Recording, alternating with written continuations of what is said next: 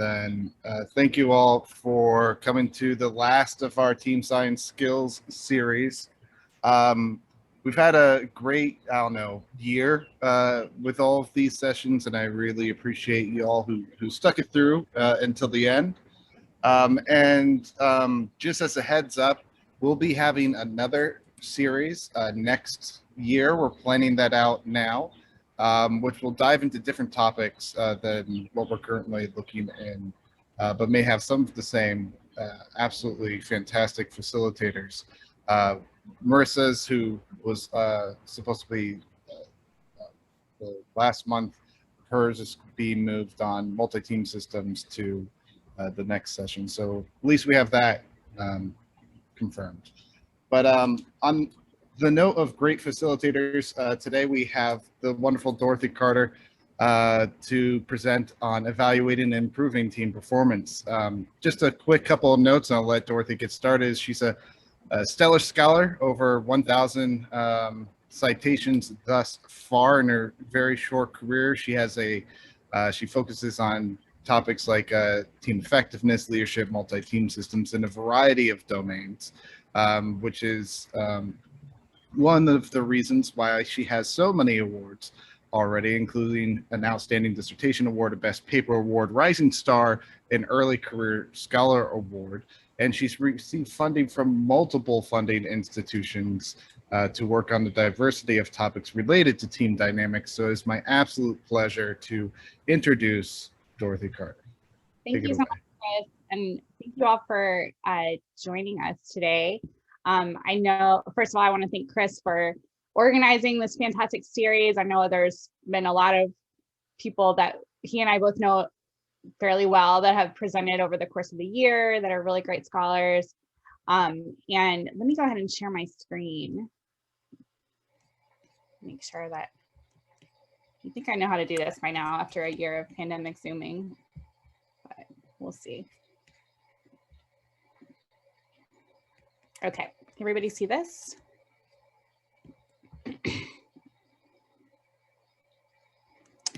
All right, so as Chris mentioned, I'm going to talk today on evaluating and improving team performance. Chris organized a series of really great topics related to team effectiveness in general, and I am an associate professor of industrial organizational psychology at the University of Georgia. So for those of you who are not aware of that area, industrial organizational psychology, or IO psychology, is essentially the application or study of psychology of people at work.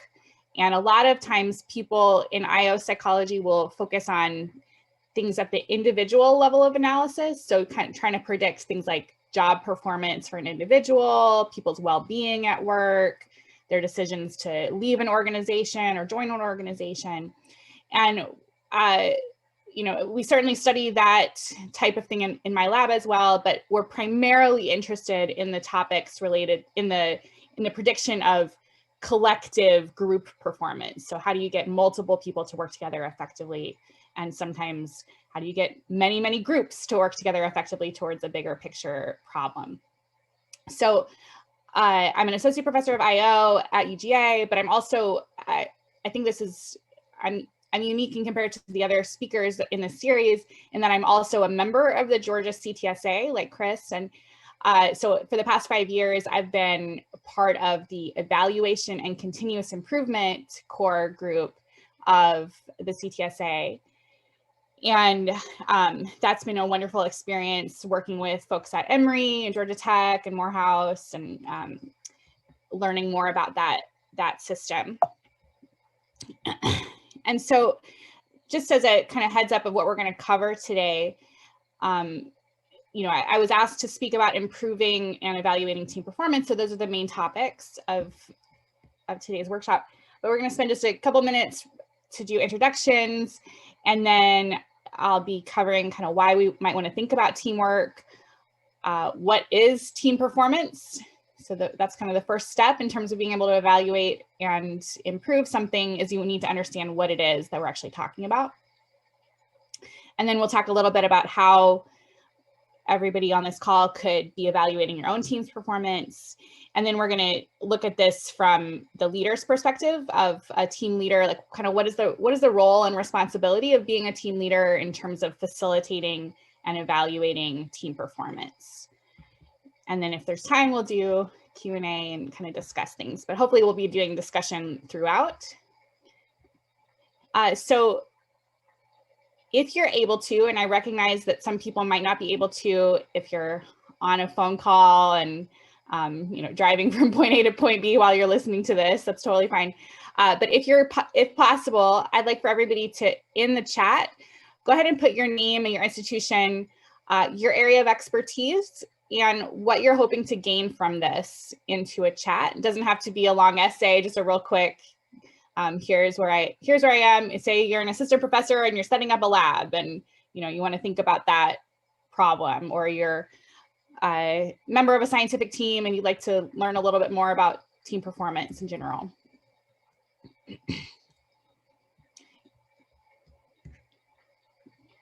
And I'll just wait, or actually, so yeah, Paula is a great example of this. So Paula, UGA UGA as well, College of Veterinary Medicine, Clinical Pathology. And so she's looking for tips for leading the team I supervise. So that's exactly the kind of information I'm looking for so that I can make sure that we're kind of covering what people are interested in.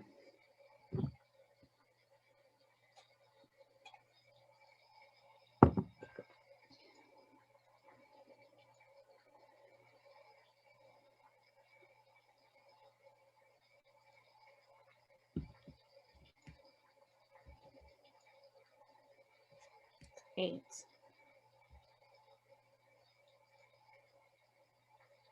Oh, interesting. I love the diversity of expertise on this call. That's so cool. Okay, so as you guys continue to wrap that up, as Chris mentioned, my research focuses on leadership and teamwork. At UGI, I run the LINK Lab, which stands for the Leadership, Innovation, Networks, and Collaboration Laboratory. We have funding from a variety of agencies, including in the capacity of the Georgia CTSA. We look a lot at scientific collaboration, which I'll talk about what we've done with them. But from the National Science Foundation, we have a project where we go into the senior leadership levels of organizations and assess their teamwork and collaboration patterns, and we work with them to enhance their collaboration at these upper levels of organizations. My lab is also working with NASA to develop interventions like training and debriefing and systems monitoring interventions to facilitate collaboration in long duration space exploration missions. We also work with the Army to do a sort of similar thing to assess team performance and build models, predictive models of team performance based on individual differences. So those are kind of the projects that I have going on in my lab currently, just to give you a kind of an overview of what we do. And so thank you all so much for putting into the chat information about who you are. And I wish we could spend even more time and I could get to know each one of you. But it seems like I might be preaching to the choir a little bit when I say, why should we think about teamwork? Because all of you are indicating that you're interested in thinking about teamwork. But for everybody that's on this call, I think one of the things to note, it seems like everybody's experiencing right now the importance of teamwork, or the challenges potentially of teamwork. But in science, your experience is not isolated, let's say. In scientific fields across the board, research that's produced by teams rather than solo scientists is becoming much more and more and more common. And it's having greater impact, according to the science of team science. It's having greater impact than research produced by solo scientists. And in fact, this paper that I've cited right here, Atypical Combinations and Scientific Impact, looked at really the entirety of the Web of Science publications that are available on the Web of Science up until around 2010. for a 100-year period. And they looked at what were the predictors of really a high impact scientific breakthrough that changed the game in whatever field that it was published in or whatever fields. And what they found is that high impact scientific publications have two things in common. So the number one is that they have high conventionality, meaning that there is deep disciplinary expertise that we would, people who wrote the paper really know what they're talking about in their area of expertise. But then the other thing it has in common is that there's high novelty, meaning that they're taking deep disciplinary expertise from different domains and combining it in a novel way to solve some problem in a more creative and innovative approach. And for all of you on this call who have advanced education and master's or PhDs in something, you know how long it takes to develop that deep disciplinary expertise. So it's pretty uncommon, unlikely that any of us have deep disciplinary expertise in many different domains ourselves. And so in that way, in order to create this like really high impact scientific breakthrough, a lot of times it takes deep disciplinary experts from different domains to work together effectively. And we're seeing more and more recognition of that from all of the different funding agencies. So most major funding agencies encourage submissions from interdisciplinary scientific teams. So not only are we talking about teamwork, but we're talking about teamwork across multiple disciplines. And that's really, not just a one-off trend. The reason why we're seeing that, the reason why these funding agencies are so drawn to interdisciplinary teams, and again, I might be preaching to the choir for those of us who are affiliated with the CTSA. This is a great example of this situation. One of the reasons why these funding agencies are providing resources to support interdisciplinary teamwork is because addressing these 21st century challenges, like I have up here, global healthcare, cybersecurity, emergency response, et cetera, it's really requiring collaboration on an unprecedented scale. So it's really requiring kind of big systems of experts from multiple disciplines combining their knowledge and working towards a common goal. Unfortunately, the other reason why we need to think about teamwork is that there's a lot of evidence to suggest that scientific teams and really interdisciplinary or diverse teams in general tend to underperform compared to their potential. So this is not an easy road to travel. And that's especially true when the team gets very large and there's many people involved, many different subgroups potentially. It's especially true when the team lacks a clear disciplinary core that's driving the project forward. And it's especially true when team members represent different disciplines. There's a lot of challenges when you bring people together from different areas of expertise.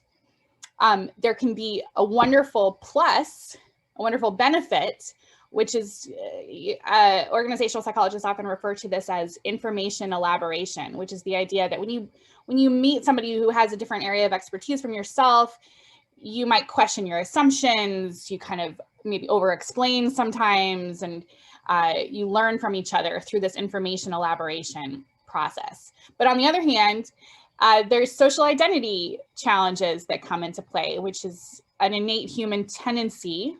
We as humans tend to categorize one another into in-groups and out-groups, and we tend to behave really positively and use positive teamwork interactions towards people who we think are in-group members. And we tend to behave less supportively towards those we've categorized into out-group. We might even use derogation and see them as competitors to ourselves. So when we throw people together from different areas of expertise, sometimes that can activate these innate kind of in-group, out-group differences between us, which can cause problems in terms of collaboration and coordination. So that's why teamwork is important, right? We know that it's impactful, particularly in scientific collaboration contexts. When we bring people from different areas of expertise, we have the possibility of making a really big impact, but we also know that it's very challenging for a lot of reasons. And so what I was asked to speak about is really how can we see whether things are going well in a particular team, which is evaluating team performance. Before we get into that, I want to explain how we can conceptualize what team performance is. So if you don't mind, I'd like for you to take a moment and write down your responses, not in chat for just a second, maybe just like on a scratch pad or just think about it. So the first thing, I think most of you have already done this. Think of a team, preferably maybe an active team that you're a member of, a team that you're leading, or maybe a team that you're founding. If you're starting your own, I saw a couple of people are beginning their own team project or their lab, they're founding something like that. Just so I want you to have a specific team in mind when I ask you these questions. Okay, now the first thing I want you to answer is, what would success look like for your team as a whole? Go ahead and write that down.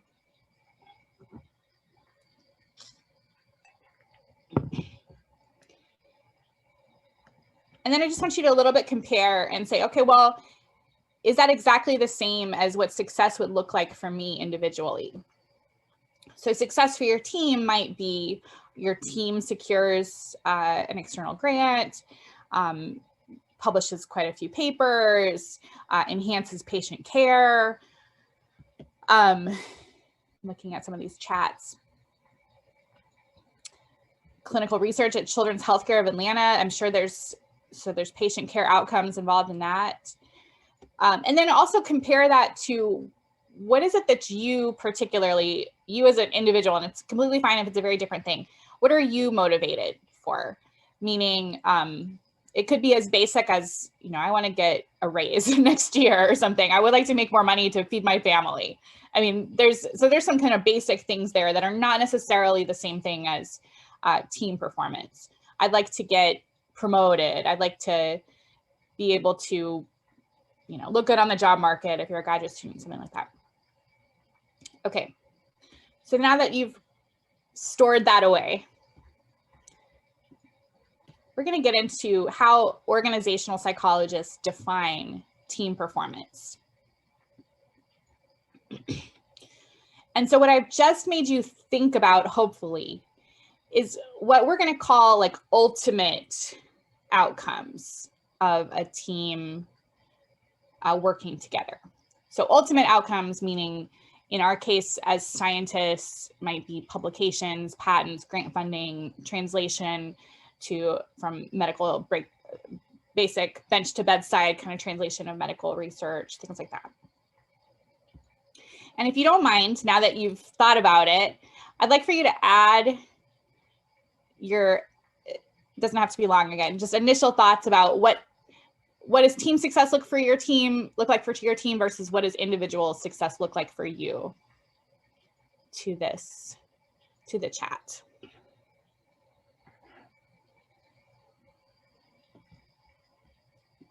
And while you are putting that in, I'm going to continue because we're going to use those chats in a little bit. And so when we're trying to predict team performance and also the performance of all of the individuals on the team, I think a lot of us understand that the inputs make a big difference here. And so the inputs in this model of team performance include things like the characteristics of the individuals who are on your team. If you've heard like the people make the place kind of situation, but also the team situation itself. So things like the team leader's behaviors, the culture of the team, does it feel supportive? And then also that team is situated in a broader organizational environment, and that organization can help or hurt team performance by providing or not providing support for team science, providing access to resources, supporting graduate students, that kind of thing. Okay, so hopefully we're in agreement at this point that team performance certainly involves some of these outcomes. It involves these like success or failure, bottom line outcomes. And team performance is to some degree predicted by these inputs. But I want to emphasize that team performance is really an ongoing process. So team performance is not just the final outcome of, oh, we got that grant, oh, we got that patent, that publication. Indicators of effective team performance are appearing long before these ultimate outcomes show up. And so indicators of team performance include observable teamwork processes. So how are people behaving? How are they interacting with one another? As well as what we're calling emergent psychological states. And so emergent psychological states are people's thoughts, feelings, and motivations while they are working in that team situation. So really, the point here is that we can evaluate team performance later. We can evaluate team performance, like the final ultimate outcome. Yay, we got a publication out, or yay, we, got the vaccine patent pushed through. But really what we need to be doing is evaluating team performance ongoing. And the way we do that is we are, we'll talk about how we can do this in a second, but the target of what we'd like to do is understand, are people motivated to work together to achieve these shared goals? Are people understanding the situation in the same way? Are people understanding each other? Are people gaining a better understanding of each other's expertise? Is this information elaboration process happening? Are people learning from each other? Do people feel good? Like, do they want to come to work? Do they want to work together? Do they like each other? Do they dislike each other? And how are people behaving? Are they helping each other? Are they actually coordinating their behavior? Does it seem like there's, on the other hand, does it seem like there's a lot of communication breakdowns or misunderstandings that would be indicators of poor teamwork behaviors? And this process of team psychological states and interaction behaviors evolves and develops over time. So research on teams suggests that most teams cycle through what's called transition phases and action phases repeatedly. So a transition phase is when people kind of stop and think for a second and they say, well, what's going to happen next? How should we move forward? How should we plan? And what resources do we have right now? And then action is actually doing the task. So let's conduct a research study. Well, we have to do a whole lot of planning first, and then now we actually have to collect the data, and then we have to stop and reflect, how did that go? And then go into our next phase. And through this process of cycling from transition to action, to transition to action, to transition, and so forth, what happens in one phase of team performance, which is an outcome in that team performance phase, becomes an input for the next, and so forth. So that means that teams can sometimes engage in what we call, or experience what we call a vicious cycle, where they had kind of poor performance early, and then they lose faith in their ability to work together effectively, and then they start losing motivation because they don't believe that they can achieve things together, and then it kind of spirals out of control in an ineffective way. On the other hand, teams can sometimes experience what's called a virtuous cycle, which is the other direction, where we had a quick win initially, then we start feeling good, we start liking each other more, and then we start devoting more energy because it makes us feel even more positive to get together, and then we devote more energy and attention towards that task, and therefore we have more wins over time. And so because teams cycle through these phases of transition and action, we as team leaders very often need to be tracking these indicators of team performance kind of continually. So meaning individuals' characteristics, are the team members actually developing and learning over time?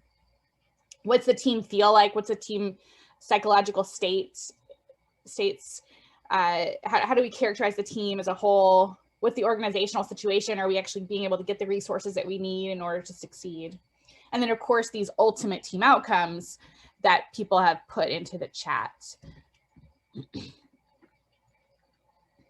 Okay, so now that we understand what team performance is, we're defining team performance not just as these ultimate outcomes of publications, grants.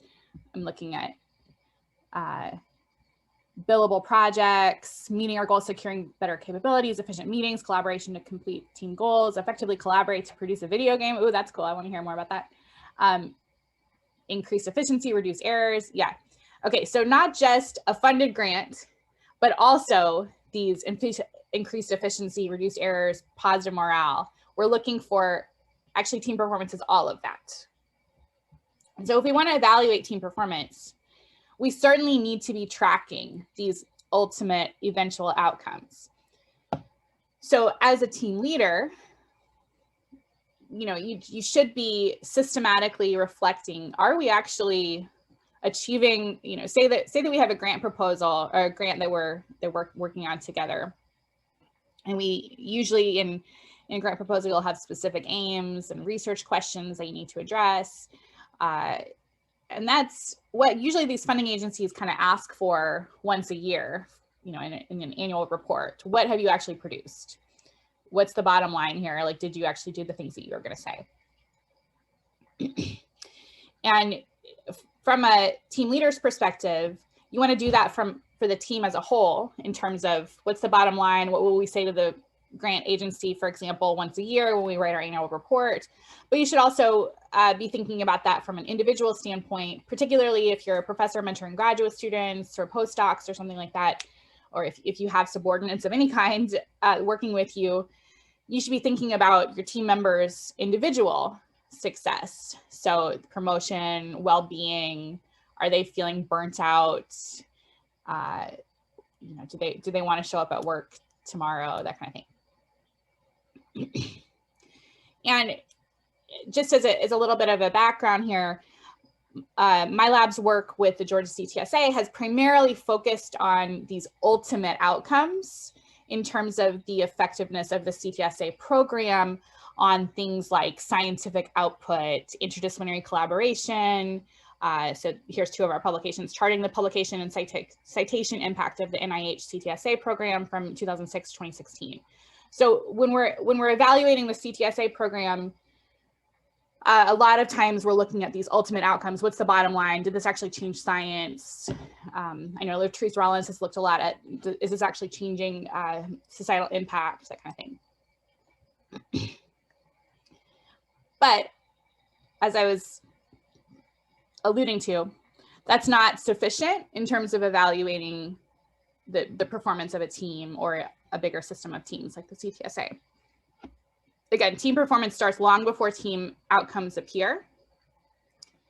And so it's important for leaders or evaluators of teams to be continually assessing these team states and processes while people are working together.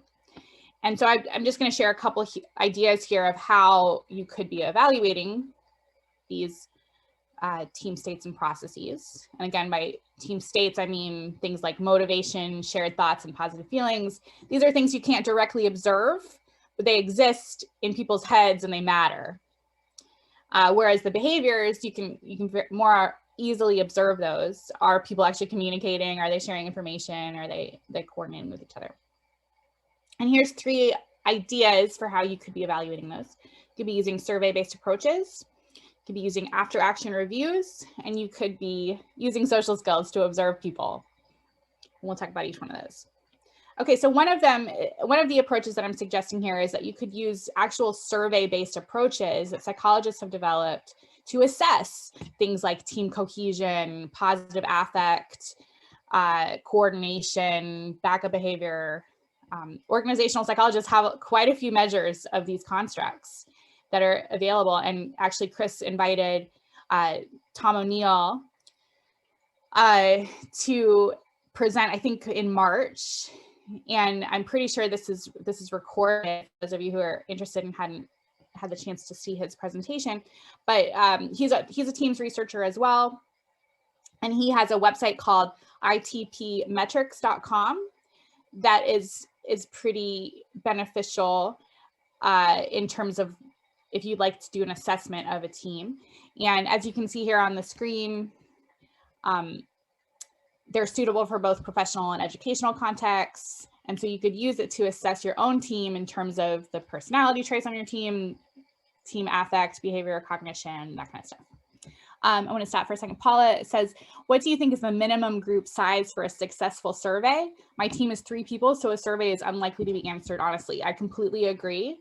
I think minimum size, assuming you have 100% participation, you might want to do 6 or 7. Looking at some of the, oh, Chris says, unfortunately, there was a Zoom error when recording Tom's presentation. So now you know about it.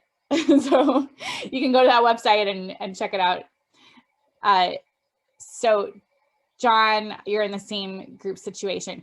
Yeah, so using an actual survey to assess affect, behavior, cognition, motivation is really only going to be appropriate when you have a sufficient number of people where people can feel, you know, a little bit anonymous, a little bit so they can answer honestly.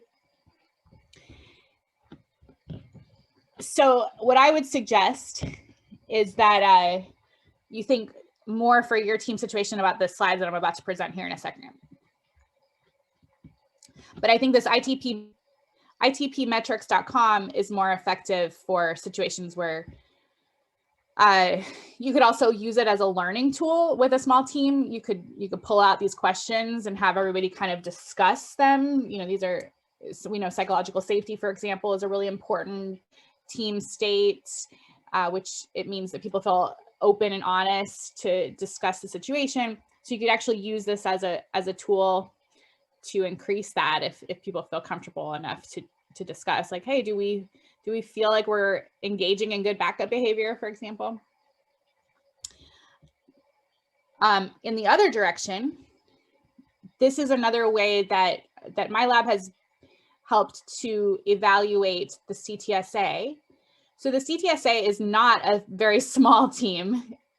For those of you who are a member of it, it's actually the other direction. It's a big team of teams or a multi-team system. It's a big system where there's a common goal, which is laid out in the grant proposal. But there's also many different subgroups, many different component teams in the system that have their own more proximal goals. And success for these CTSA really means that all of these different groups need to be communicating and coordinating effectively to achieve this bigger picture goal. And so in the fall of 2020, we conducted a team of teams assessment of the CTSA, which allowed us to map things like which teams are communicating and coordinating with one another, how are the teams seeing the different priorities in terms of like their rank order of what's most important, to what degree do the teams feel like they're working, and when I say teams, I mean the different groups, like the evaluation and continuous improvement core, or the PI team, the research education team, pilot grants team, et cetera. So all of those different component teams need to work together effectively. They need to feel like they can collaborate with one another. You can read more about that. The CTSA did a write-up about that that was posted actually last week. So the link here, but that is just another way of, much like Tom O'Neill's work that evaluates smaller teams, this is an assessment that is available through my lab that assesses bigger systems of teams. And so those are very structured, you know, survey-based, self-report, survey-based evaluation methods. But you as a leader, and I think this is what Paula and John are really getting at, is that you as a leader also, you can't just completely rely on these kind of anonymous surveys to assess your team's ongoing performance. So you have to use a little bit more informal methods. For example, you could have after action reviews. As I mentioned, teams cycle through these transition and action phases. And every time you realize as a leader that it's a transition phase, you could engage in some discussion with your team members about how things are going. And you could do the things that you see on the screen here. You could solicit multiple points of view, especially across hierarchical levels. So don't just go to your second in command. Don't be the first to express your opinions about how things are going. You know, solicit other people's opinions first. It's always good to encourage an open discussion and avoid judgment and obvious blame when you're talking about how things are going. Encourage team members to reflect and learn from their experience as opposed to providing them with information. And encourage both positive and negative performance elements are reflected on. So this is an important thing to remember when you're engaging your subordinates or your team members in an after action review. If things had been going really well in the previous action phase, that's what people want to talk about. They're like, we're really killing it. We've got so much success to discuss. On the other hand, if things are not going so well, they only want to talk about those negative things. But in reality, even when things are going really well, there are some things we could do better. And even when things are seeming to go really poorly, there are some things that we're doing well.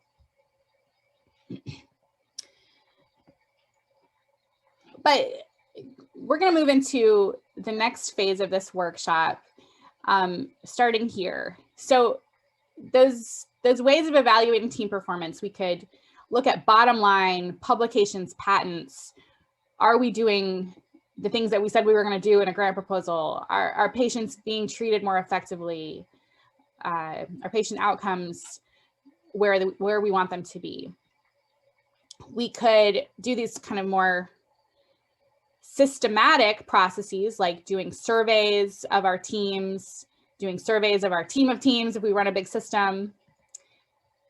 We could do a systematic, let's stop and reflect. But also, we as leaders could take the initiative to be observing these all the time, be kind of having these 4 categories. How motivated are people? Do people understand the situation in the same way? Do people feel good, like they want to be there? And then are they interacting in an effective way? We could always have those 4 things in our minds, as these are important indicators of whether my team is going to eventually achieve the success that I want the team to achieve. And so when I read through the chats, and I'm seeing a lot of the teams that you wrote down,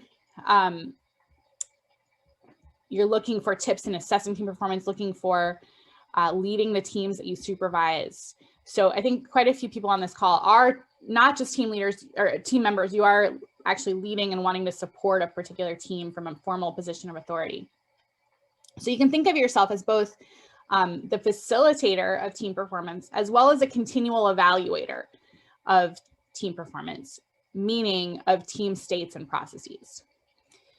So you should be looking for continual signs of motivated effort, understanding, positive feelings, helping and backup behavior, coordination, people continually gaining new skills and learning. And so that's what you should be looking for. But now I want to talk about how you could be enabling those positive feelings and shared understanding and backup behavior and motivation. So the first thing I want to, lesson number 1 here, is that team performance, you saw the model. There's outcomes and a million different mediators, and then inputs that include members' complex personality traits, their team's situation, the organization. The whole thing cycles through these transition and action phases and develops and evolves and changes over time. So lesson number 1 here is that, like, relieve some of your stress.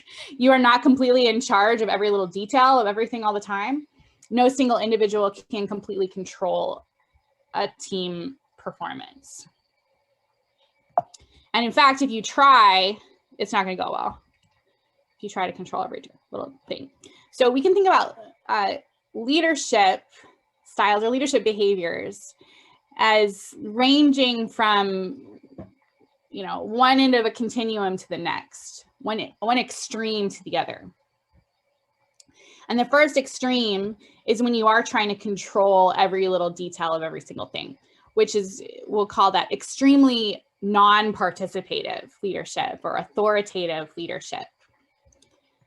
That does not go well. And think about,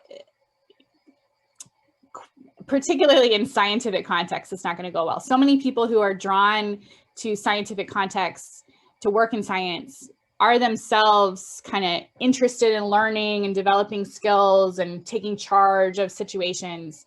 And those types of people are feel particularly averse towards really authoritative leaders. And we know from previous experience that, you know, when CEOs or leaders of big organizations have this absolute power and narcissistic personality characteristics come into play, there's very often unethical behaviors, and it might work for a short period of time, but in the long term, it's not going to go well. Your star performers will end up leaving. The unethical behaviors might catch up with you, and we might experience an Enron type failure. That's extremely dramatic, but okay. So I think we're in agreement, right? Authoritative leadership is not going to go well, particularly in a scientific context.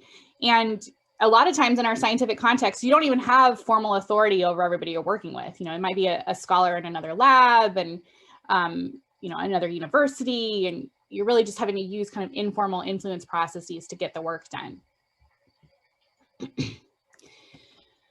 But meta-analyses on leadership in teams suggest that the other extreme doesn't work either. So when you're very, very hands-off, and we're calling that laissez-faire leadership, that's extremely participative.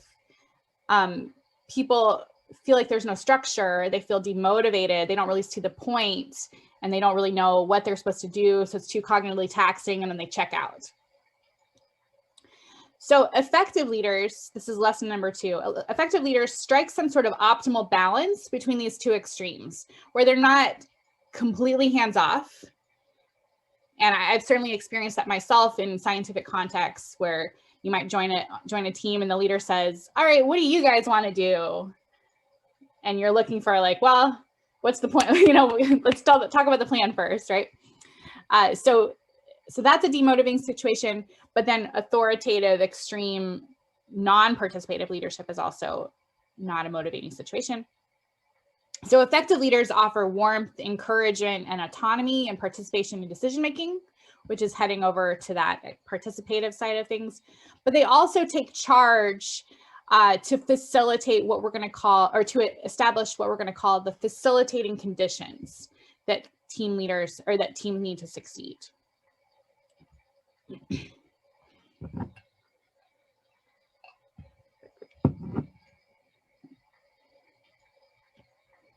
We're going to explain what those facilitating enabling conditions are in one second. But in order to get there, I want to point out that as you're thinking about developing your own capabilities as a leader, given the importance of teams having positive motivation, behaviors, affect, and cognition, it's important for all leaders to really understand that social dynamics are a core part of your job. And so that, I know for me, it was a little bit of a shock as I started running my own lab, like how much of a part of my job that suddenly became. You go from, as a scientist, really just kind of zeroing in on your own research and your own publications and your dissertation, and then suddenly you have to run a lab with graduate students and undergrads and potentially postdocs. You have to work with people across different areas of expertise. So my own experience, and you guys maybe can put in the chat whether you agree with me or not, I don't think that I was completely aware of that going in as a scientist to graduate school. And it was a realization over time, like, oh, social skills are particularly important in terms of your ability to be successful. And so my colleagues and I have a paper about this that's about how leaders, through their development of themselves, need to think about networks. So number 1, effective leaders develop your own social awareness, so you can monitor things like affect, behavior, and cognition. In others, you learn, so you develop your own social awareness, your own social connections, so you can manage your own resources. But then you start to learn to understand and shape other social networks in order to set up the conditions that enable teams to succeed. Okay, So we're going to get into what that means. What are the things that teams need to succeed? Like, what are those inputs that help facilitate the affect, behavior, cognition, motivation that teams need in order to produce those ultimate outcomes, get that publication out, grant funding, patient care, et cetera. And Richard Hackman and Ruth Wageman have a model that I find particularly useful for just synthesizing 100 years of research on leadership and teamwork and saying, this is what it takes for teams to, oh, thank you, Rashawn. I agree 100% that social skills awareness are critical. Yeah, and they became more and more critical as you become a team leader. So Hackman and Wageman argue that there are 6 enabling conditions that teams need to succeed. And you as a leader, it's your responsibility to make sure that all 6 of these are in place. It's not your responsibility to micromanage and control every little detail of every little thing, but it is your responsibility to continually check to see, do we have all 6 of these in place? If not, how can we get them in place so that your team can thrive and succeed together? And we're going to go through each one of these in separate slides, but as a preview, the right people means who are the team members? Real team, what is the team? What is that identity? Number 3, compelling purpose. What is the goal? Number 4, clear norms or rules.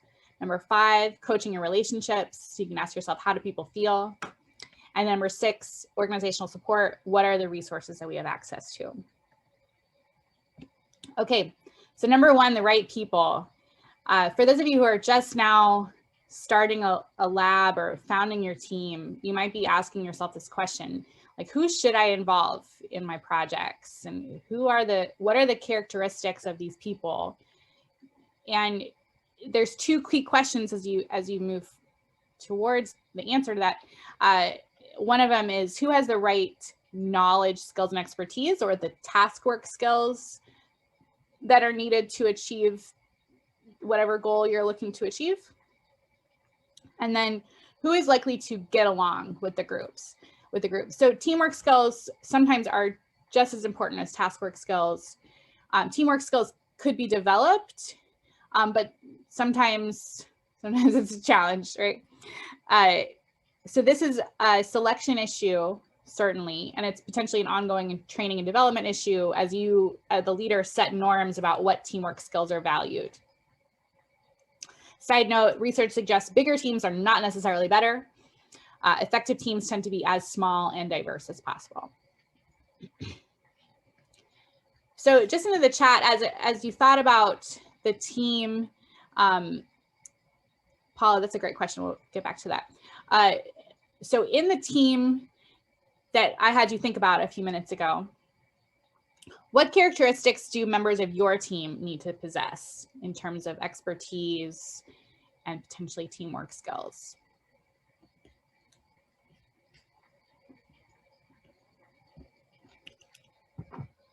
And go ahead and add this to the chat as you think about it.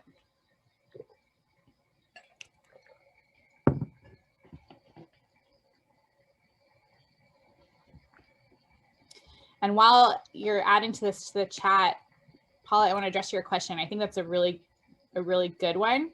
So Paula asks, how do you balance getting along with promoting diversity? Good fit has been a reason to exclude people who aren't already like the group. I think that particularly in scientific contexts, and I'm sure this is the case in many other contexts, promoting diversity is maybe a more important goal initially than finding people who are already like the team. So again, research suggests that bigger teams are not necessarily better. Effective teams tend to be as small and diverse as possible. If we go back to the slides I had earlier in the presentation, the highest impact scientific breakthroughs are not coming from teams where people are all the same. They're coming from teams where people are bringing different and unique perspectives to and kind of grappling with you know, my disciplinary differences, your disciplinary differences, my background, your background, et cetera. So I think particularly for the people on this call, if you're going to prioritize something, we should be prioritizing diversity in terms of bringing people together, and then setting the norm for this is how we're going to get along. So as a leader, you can start setting the norm for teamwork and collaboration. And oh, I love and must love animals. Yeah. Agreed, John. Selfless, knowledgeable, care, customer service. Fantastic. Able to deal with chaos, customer service oriented, attention to detail. Great. Paula, do you agree? You can feel free to unmute yourself. And do you agree with my assessment there about how to prioritize and balance things? Yeah, I'm just thinking about it. I'm not sure I'm ready to respond, but yeah, I mean, everything's a balance, right? Everything's judging what the value of that diversity would bring versus how disruptive they might be to the cohesion that's already in the team. That's how I think of it. Mm-hmm. Yeah, finding the fit with an ongoing team, as you mentioned, has traditionally been a way to exclude people who are different. So they're not going to work as well, right? Mm-hmm.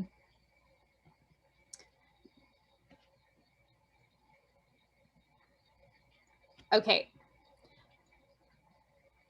So the second facilitating or enabling condition that's in this framework is what's called a real team. So a real team is an intact social system with a clear identity, a clear boundary, at least moderate stability or longevity. Members are clearly working together to achieve some sort of common purpose, and they must work together in order to achieve that common purpose.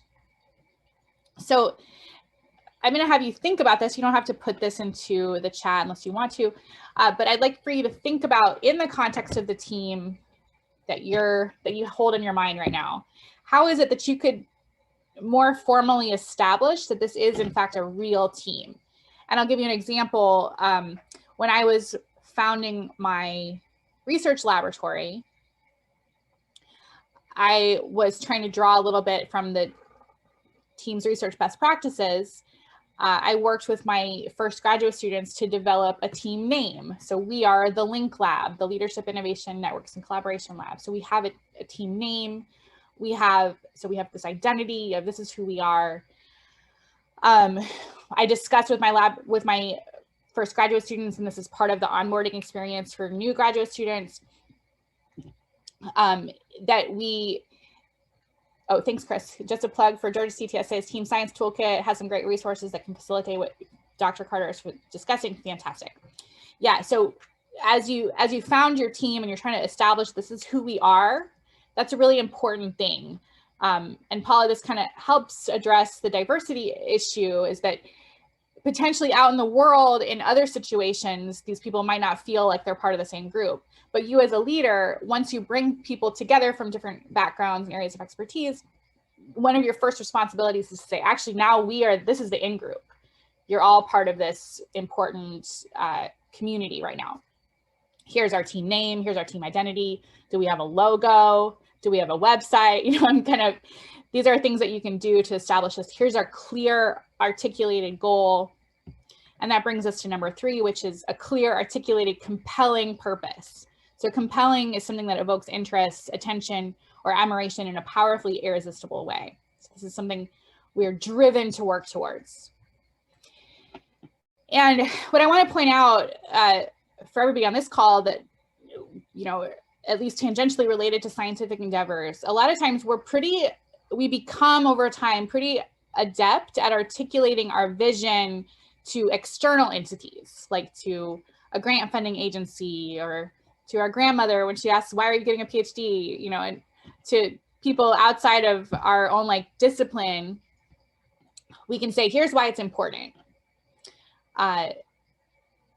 However, we sometimes struggle to articulate a purpose that is compelling or motivating internally for specific team members. And what I want you to look at, go back to your chat if you can scroll back up or think back to it. When I asked you at the beginning of this workshop to think about what does team success look like, but what does also success look like for you individually? And sometimes those are not the same thing. John, I see you shaking your head. Do you mind if I pick on you and ask you to explain? Yeah, sure. Individually, you have your personal goals, but then at the same time, it's going to be definitely different from the whole collective. As your goals and your mission for your team, it's definitely different because we all have our own endeavors, right? And we want to move forward. So those two things individually as a definition, completely separate. Of course, we can always philosophize and make it sound very inclusive, but those are two separate things. Yes, exactly. Because like bottom line, yeah, Paula, go ahead. Thanks. I was also going to say though that, I think it's impossible for team success to look like individual success because teams don't get promoted. Teams don't get hired, at somewhere else,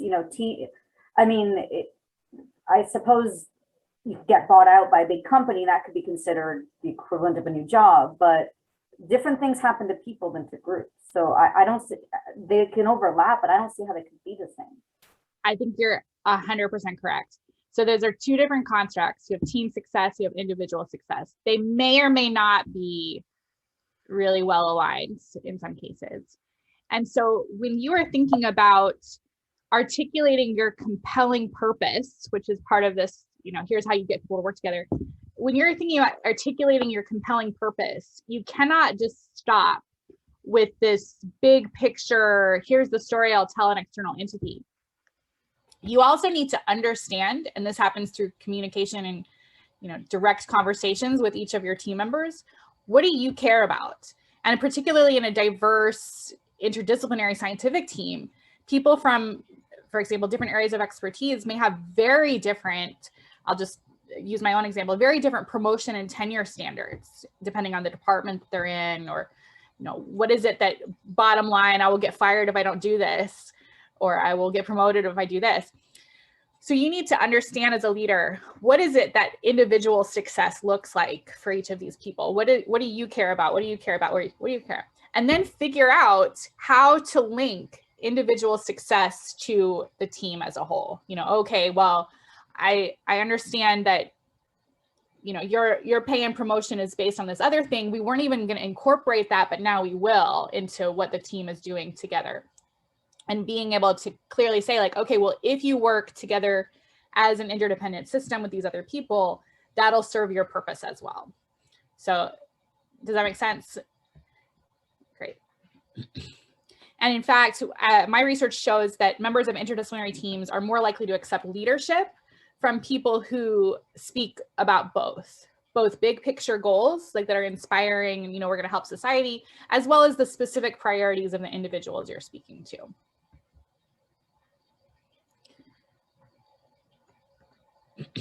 And then number 4 is that teams need some clarity in terms of here's how we're supposed to behave, clear norms and structures. And so this is one thing that when you're founding a team, it's not enough to just say, here's our team identity, here's our purpose.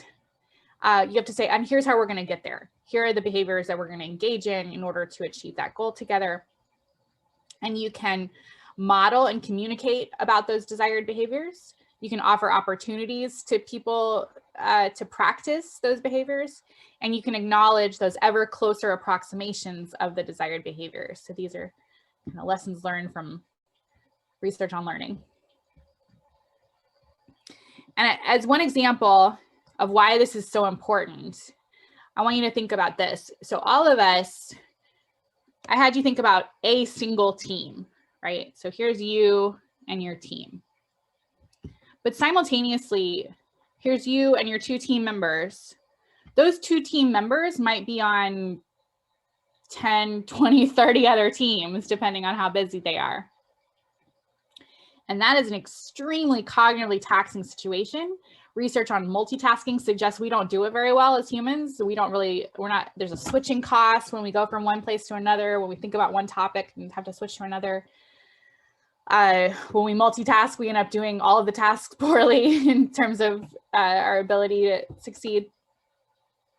So as a leader, it's just kind of relieving some of the cognitive overload that your team members are experiencing to say, okay, you're in this team right now on Tuesday at 3 p.m. and this is how we behave during this time. As an example of things that you might want to, norms you might want to set, you could be really explicit about how meetings are going to go. This is kind of just in the weeds a little bit, but there's some research from C. Rogelberg, as an IO psychologist, about, here's his book called The Surprising Science of Meetings. The norms that Dr. Rogelberg suggests include thinking of yourself as the steward of other people's time, making meetings small, infrequent, and as reasonable as possible. He suggests not scheduling weekly meetings unless it's absolutely necessary and there's really something that will happen during those weekly meetings. Always have an agenda. Always communicate that agenda beforehand. If you can, assign somebody to keep the meeting on track and to help take notes. Keep meetings short and on time and in them on time. Allow silence when needed. Always start with some sort of positivity, recognizing that you're diverting somebody's attention from another task to the project that you want them to focus on. So these are just kind of best practices from research on meeting effectiveness that you, as a team leader, could say, you know, this is what we're going to do. This is the norm that we're going to engage in this project. This might not be how things go in other people's projects, but this is what we're going to do. And as you're thinking about what norms you want to set, you could even actually make these norms explicit by using what's called a team charter. So a team charter is essentially a group developed contract for how you and your team members are going to behave. And my lab uses something kind of similar to this, that they've even joked that we have like a 10 commandments of Link Lab before, like my graduate students have joked that, and the number one commandment is we always use Google Docs for note taking. And everybody knows that in my lab. And it's just kind of, this is what we do when we have a meeting together where we've got a Google Doc open and we're doing joint note taking. So these are, some of the things seem kind of silly, but it's just makes things easier for your collaborators to know that when we're doing a project on this topic, this is how things are going to go. And I don't have to think about where we are and what we're doing. And research on team charters suggests that teams that have developed really effective performance strategies and have established those explicitly on a team charter, meaning like they've written them down, they've agreed upon them, everybody knows they're on the same page, this is how we do things. They have the best performance overall. And even teams that don't have that have poorer performance strategies, but they've established that people know what they're doing and this is what we're going to do, they actually end up catching up over time.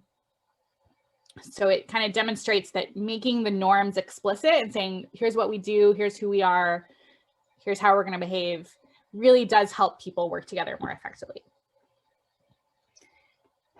And then number 5 is that as a leader, it's not enough to just think about the observable behaviors. You need to communicate, you need to use Google Docs, you need to keep meetings short and infrequent.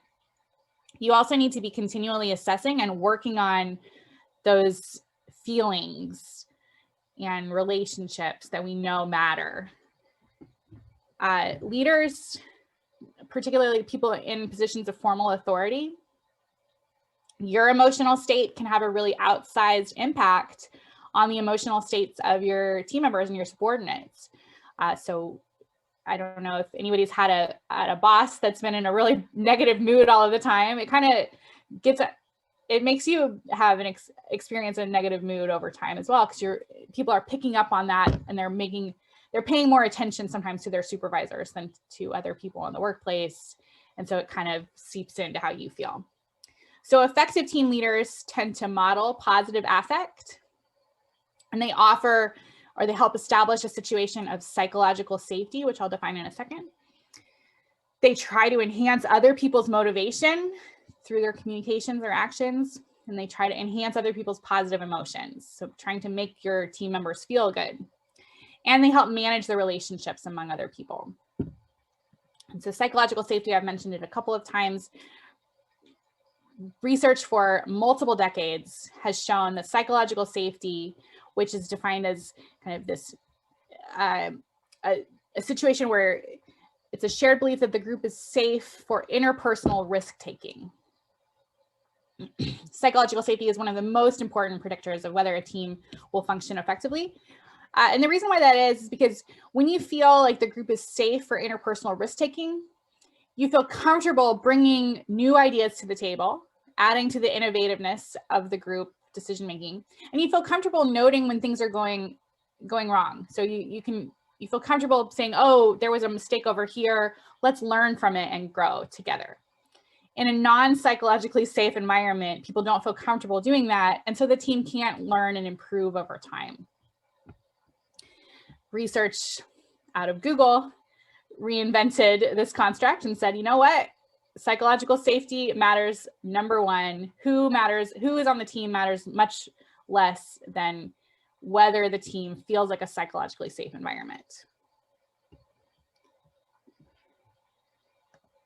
And so leaders can help establish psychologically safe environments by clarifying that they are very open to feedback, asking for it, using those debrief periods to say, I'm going to go to everybody and find out how things are going, and I'm not going to pass judgment myself. I'm going to look for other people's input first. Effective leaders understand human motivation and leverage it to enhance team performance. Research on social psychology has been synthesized by Susan Fiske, 2002, 2005, has broken this down into there's at least 5 buckets of basic fundamental human social motives, meaning your motivation in social situations. So we have this basic need to belong or affiliate with other people. Leaders can help fulfill that by establishing this positive, inviting team atmosphere where people want to be and they feel like they could be friends. People are motivated to see the world as a benevolent place where things are fair. So leaders need to pay attention to justice norms and engage in fair processes and decision-making, communicate procedures respectfully, properly, and truthfully. People have a need to understand and continually learn about their environments. So leaders can offer learning opportunities, clarify the learning benefits of potentially mundane tasks even. People have a need to feel like they have a sense of control over their environment. So you can offer opportunities for autonomy, invite people, even when they're maybe not the expert yet on a topic, to engage in group decision-making. Recognizing individual expertise held by different team members and publicly ask for advice. Say, you're the expert on this. Can you please talk to the group about that topic?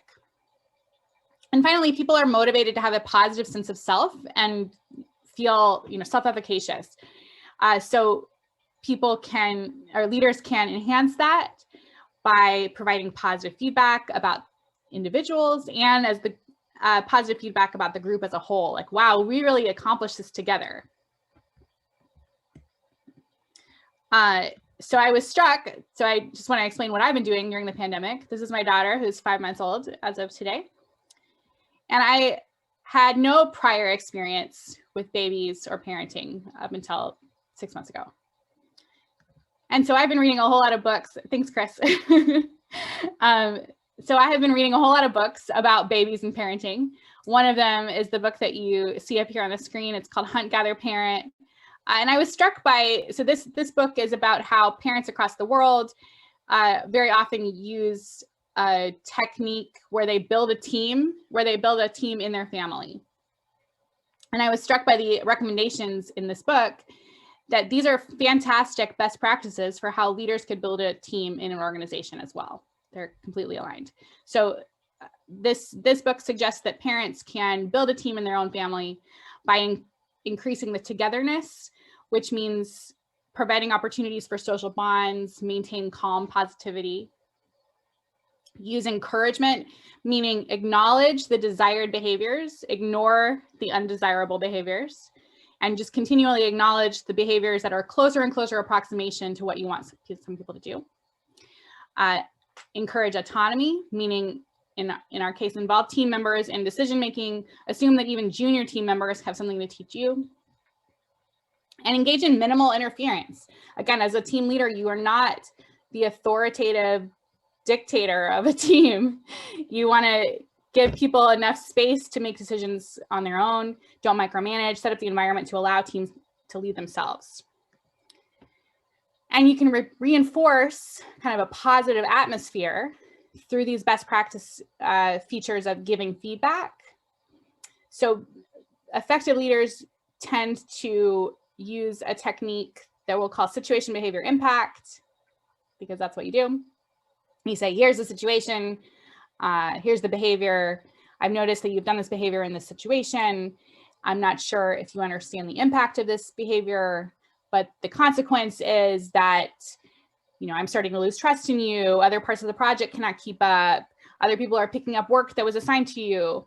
So keeping it focused on the observed consequences of the behavior, rather than saying, I just don't like you, you're lazy, you're not good at this, you know, don't cut people to the core in terms of this. And invite suggestions for mitigation. Continuing on in terms of facilitating positive affect, research suggests that collectivistic conflict management strategies, which means you're kind of like looking for a win-win that involve open sharing of information, are much more effective over the long term. People want to stay working in your team as compared to the other strategies of competing, obviously, avoiding conflict altogether. Or, you know, sometimes people think that compromising or accommodating is the right way to go for dealing with a conflict. But in fact, the meta-analyses on conflict management and teams suggest that really you should try to bring things to the table and openly share information in order to look for that win-win, rather than being like, oh, right, well, I just give up.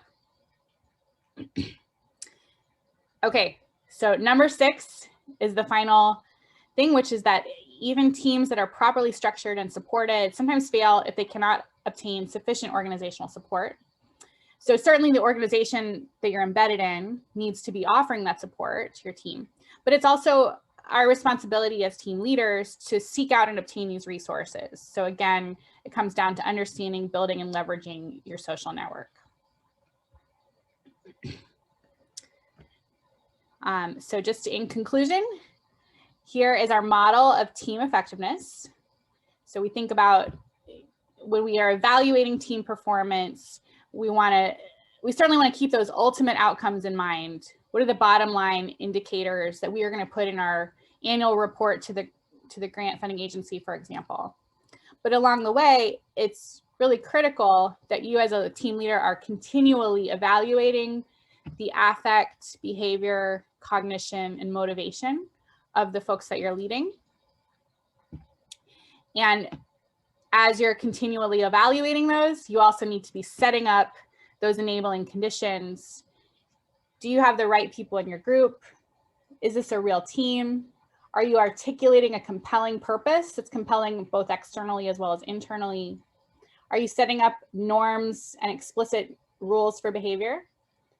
Are you managing and facilitating a positive climate in your group? And are you seeking out the resources that your team needs in order to succeed? So I think we've got about 15 minutes left. So I want to just open it up for questions. We can discuss whatever you guys want, or we can end early. Feel free to unmute or chat or anything you'd like to do.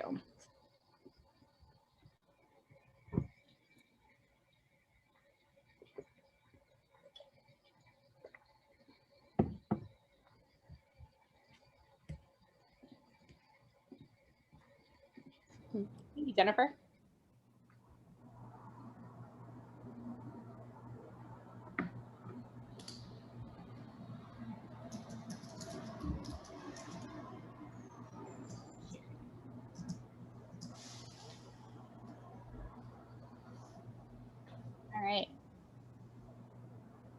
I am more than happy to end early if nobody has any questions, or we could talk about, does anybody have any like challenges with your teams that you'd like to discuss?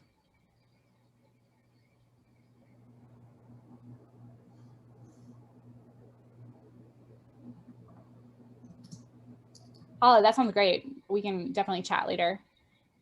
Do you have my email, or I can put it in the chat real quick?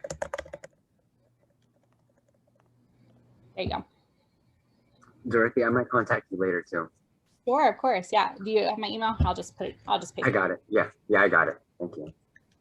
Can you just put your email in the chat for everyone? Yeah, I just did. Absolutely. Thank you. Thank you so much.